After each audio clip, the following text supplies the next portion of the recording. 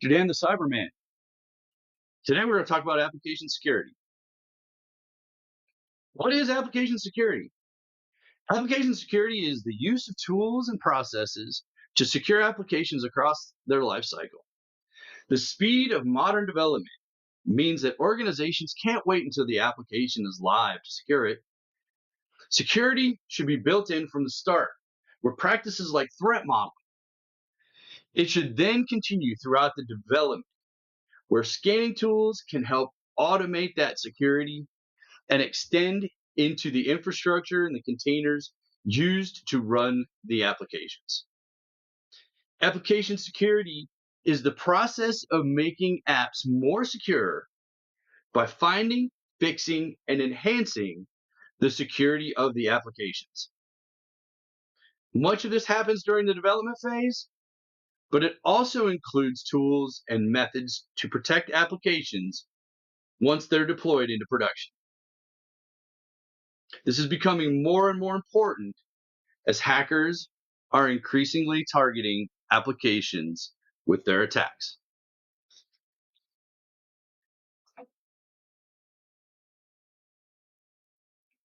So, why do we need application security? Well, Vericode State of Security Assessment. This was done around 2021, 2022. They completed an assessment and they reported that 83% of the 85,000 applications that they tested had at least one security flaw. And that was one significant security flaw. It identified over 10 million flaws, and 20% had at least one high severity security flaw. Snike's 2021 State of the Cloud Native Application Security Report showed this diagram here, and you'll notice that 45% had misconfigurations. 38% had known unpatched vulnerabilities. But you go down and only 19% hadn't experienced any security incidents. So that'll tell you that it's pretty serious that we have to make sure that we're protecting our applications.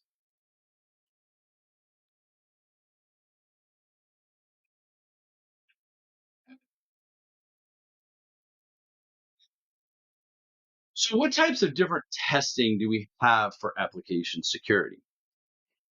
We'll go into these in a little bit more detail later on, but overall, we have three different types: static, dynamic, interactive, and mobile. So, static really analyzes the code at fixed points during the development process. This is really useful for developers because what they do is while they're developing their product, they can use this to check their code while they're writing it. They can identify it very early in the process, they can fix it, and then continue on with their development.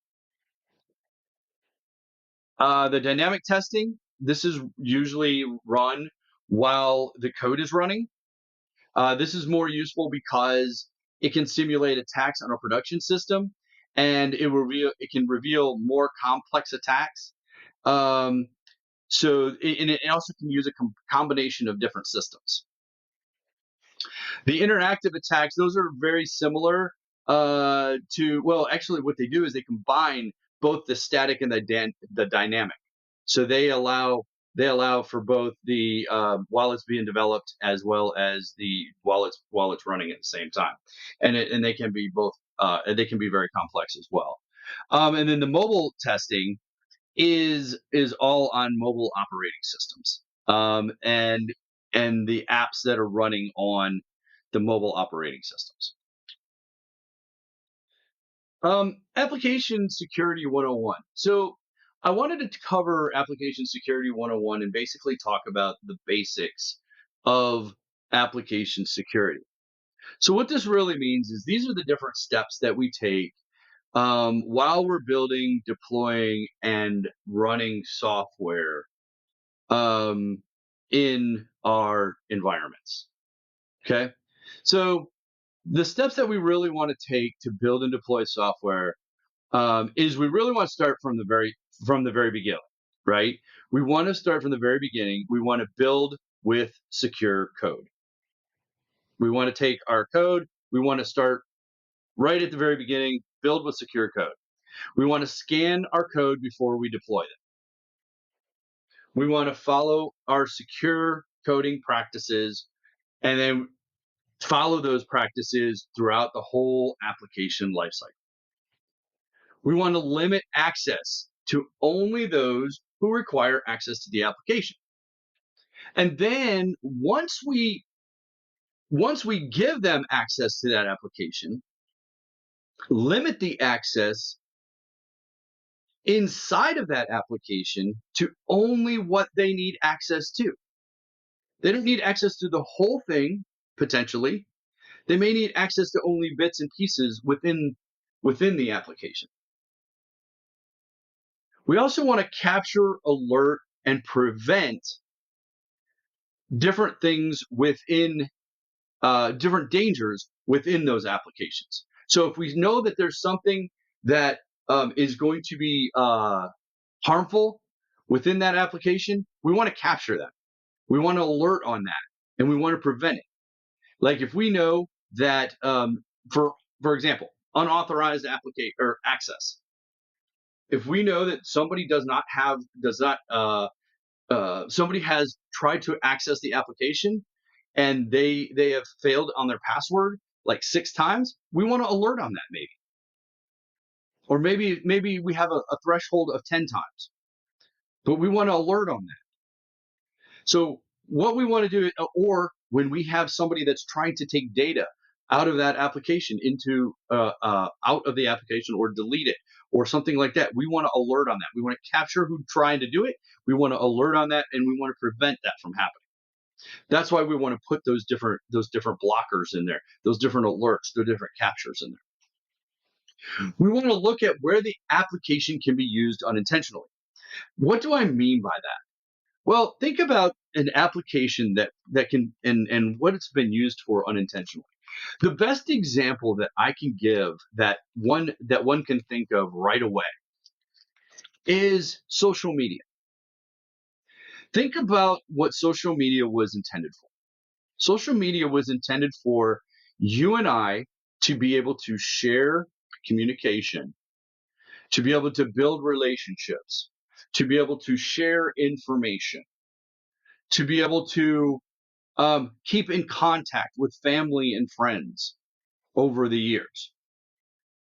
But what has it done? It's allowed people to bully. It's allowed people to share misinformation. It's allowed people to scam other people. There's been a lot of things that it was not intended for that we should have, from the very beginning, tried to put blockers in or alerts in, and now we're trying to do it after the fact. And a lot of times we're very unsuccessful at it because it's very hard to do. So it's really very difficult to try to do these kind of things. So what you want to do is try to look at the application, what's its intention, and try to build things in there to capture those things to make sure that it's being used for what its intentions were.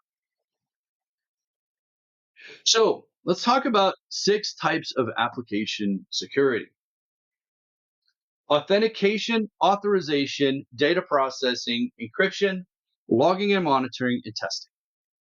So authentication, that is when you're trying to get into an application, you put your username and your password in, and sometimes you have a multi-factor authentication. Authentication is we're trying to figure out that you are who you say you are. Hi, I'm Dan. Okay, Dan, prove to me that you are Dan. Okay, here's my username. Here's my password. Okay, Dan, here's your username. Now, I'm going to send you a code to your phone. Can you can you type in this code? I look at my phone, I type in the code, boom, it lets me in. Now, go to the next step, which is authorization. Okay, Dan, welcome in. You are authorized to only go to door A, and you can get into X, Y, and Z information. I am authorized to do this, this, this, and this. That's it. That's my authorization. My data processing is now doing something with the data or the information. What am I allowed to do with the data or the information that is within that system? So, can I modify it? Can I change it? Can I delete it? Can I print it? Can I download it? What kind of data processing can I do to it? Encryption. Encryption is, how do I protect it? So there could be certain things like social security numbers in there, bank account numbers. Encrypting it is basically where we take that, we would lock it up so that nobody else can see it without the proper codes or keys. So you're taking it, putting it. So I'm going to give you a visual here. You're going to put it in an envelope, and then on that envelope you have a lock, and you hand out that key to only certain individuals. If you have that key, you can unlock it. Then you can get to that data. If you don't have that key, you can't get to it. Okay? Logging and monitoring. Logging and monitoring is what we were talking about just a few minutes ago, where you're going to record certain things as you're going through, as you're doing things inside of the system. So, for example, when I log in, it should log that I've logged in and I logged in successfully. If I've tried to log in and I didn't log in successfully, it should say Dan tried to log in unsuccessfully. Dan tried to log in twice unsuccessfully. Dan tried to log in 3 times unsuccessfully. And then the monitoring piece should be, hey, Dan logged in 6 times unsuccessfully. It should be monitoring for things like that. And then potentially the next step from a monitoring perspective would be the alerting. And it would say, hey, there's some bad stuff going on here potentially. Take a look at this.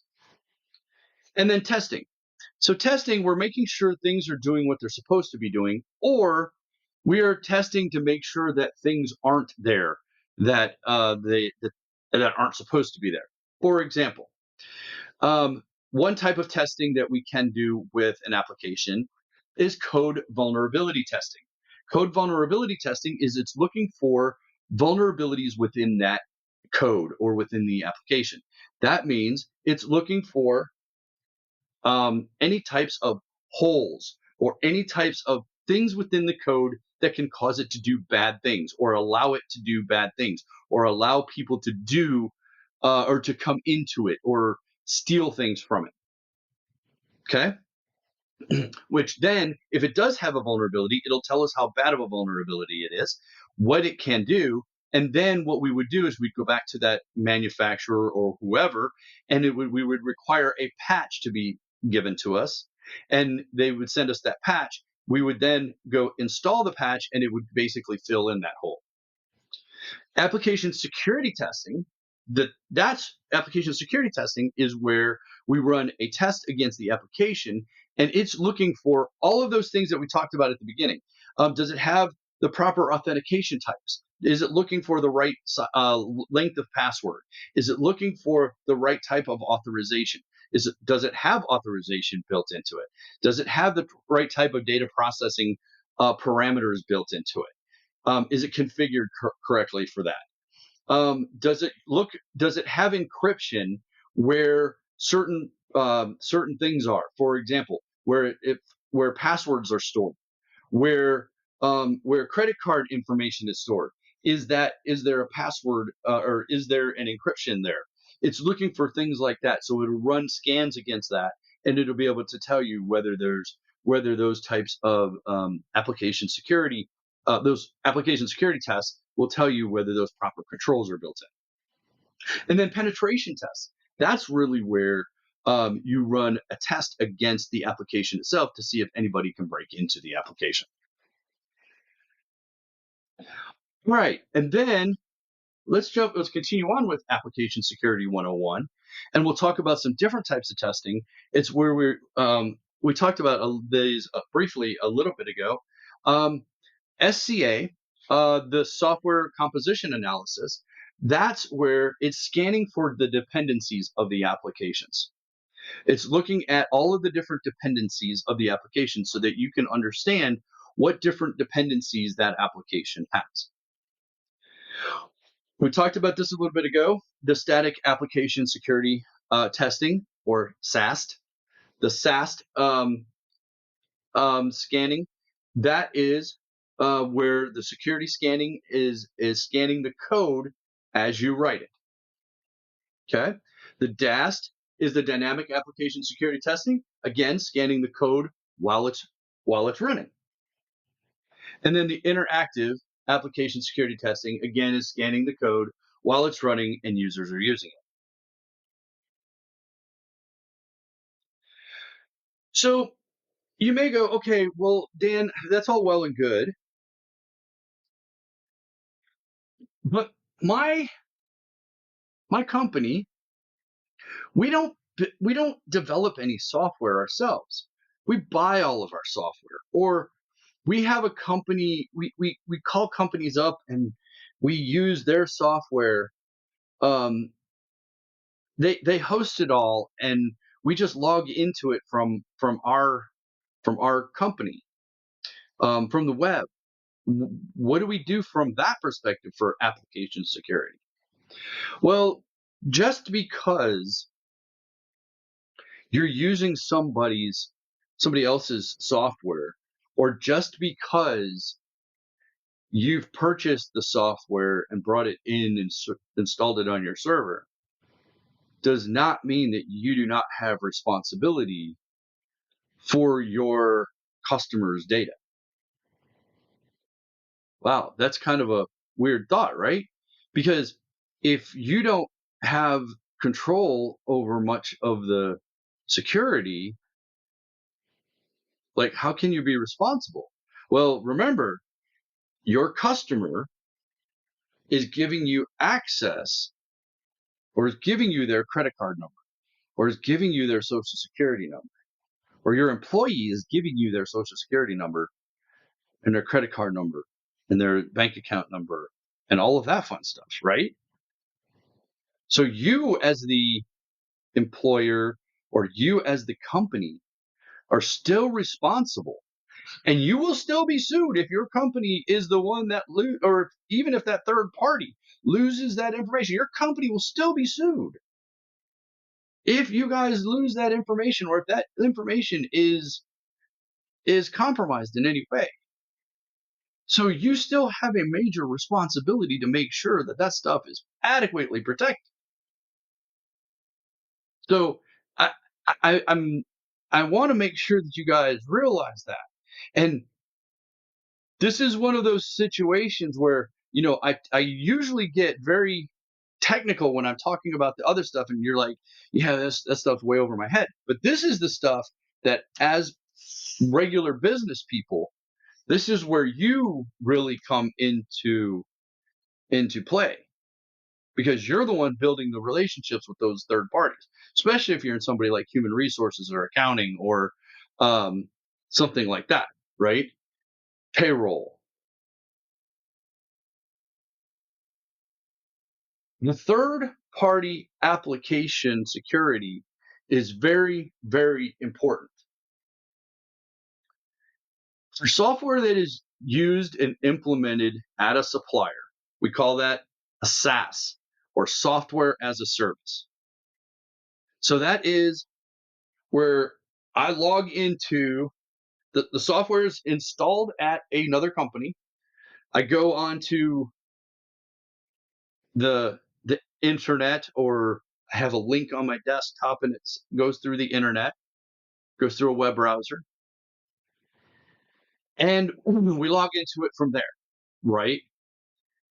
What we need to make sure is that somebody within our company, A lot of times, if you're at a bigger company, you'll have a risk team, a third party security team, or a risk team that will manage third party security reviews. You need to make sure that there's third party security management, third party security reviews that are being done on them. You want to make sure that they're following certain security protocols to keep the data that you're sending over there secure. Because even though it's their job for you to maintain that, you are still responsible for your customers' data. There's a shared responsibility, right? There's a shared there's a shared accountability, but you're responsible for it. So make sure there's a security review being done. If there's not, call somebody. So call an outside company. Call me if you want. I I do those. I do third party security reviews. This is not a commercial, but call me. I'll help you do a third party security review on a company for you. There's companies out there wherever you're located to do those third party security reviews. Um, Architecture reviews. Those are important to look at their architecture. How are they built? Are they doing things in the cloud? It's okay if they are. Some people get scared about that. That's okay. Um, but what's their architecture like? Are they using third parties? Some of them would be using third parties too. So now you got to understand what their controls are like. So that's considered a fourth party. So if they're using third parties, then now you need to understand like their controls are like. So you got to really make sure that you understand how the controls are all built. Sometimes you need to even go even deeper and do security architecture reviews. Those get really difficult to do because then you need to figure out like the total security, the way that all the security is built for them and their third parties and all of that stuff. And you really need somebody that understands security to go through all of that stuff. The best thing that you can really do is to make sure that somebody is doing a security review on that third party. You see where I've got SaaS security questionnaires. We have a third party questionnaire that we send to a lot of our clients and stuff like that. Anybody that I do, any companies that I've ever worked with and the companies that I work with now on my business, we make sure that we're doing some sort of a third party review on them to understand the controls that they have in place on their side. There's also companies that they also get a security review done on their side, and then they hand it out to us and say, hey, it's called a SOC 2 report. Used to be called a SAS 70 or SSA 16, whatever. But they get some kinds of certifications sometimes and say, hey, we've got this is how serious we take security, and they give you that information. Sometimes they're good, sometimes they're bad, but you can utilize that at least as a little bit of a feel good to make sure that they're doing the things that they're supposed to be doing. Now, here's where it gets a little bit more difficult. For purchase software, like let's say, for example, like Microsoft software that you bring in, third party security management's important there too, where you try to go to their website, you try to figure out the best thing that you can do. You buy their applications and stuff like that. You try to do the best that you can, but honestly, it's really difficult. You're bringing it into your environment. You got to lock it down the best that you can, and do the best that you can from a lockdown perspective in the configuration that is what it will allow you to do. Luckily, you do have it in your virtual four walls, so you can lock it down from your perimeter. You can configure it to the security controls that you can, but a lot of times you don't know how that application was built.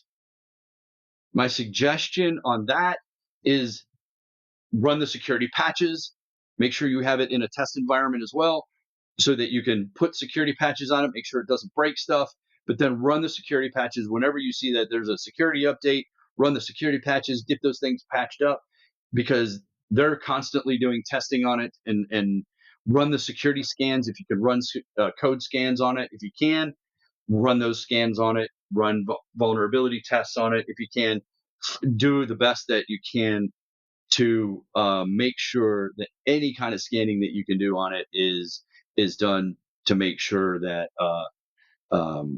they're free of vulnerabilities. These these are the kind of things that you run into when you're using third party software. Most of the companies that I've worked for in the past, they've got a combination of purchase software and home built software, but the home built software is not really any better than the purchase software because you can run into vulnerabilities either way. You do have a little bit more control over home built software, but sometimes you end up with a better product when you're talking about purchase software, because that's what they do. That's what they're intended to do. That purchase software, that's what they're an expert at, that particular type of software.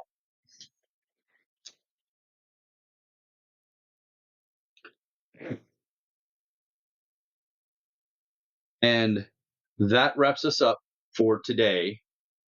Here are some key links. I did get a lot of this information from Application Security 101 and AppSec in 5 minutes. And thank you. And if you'd like me to join you at your organization or school or work or church or an event, please email me. And thank you for listening.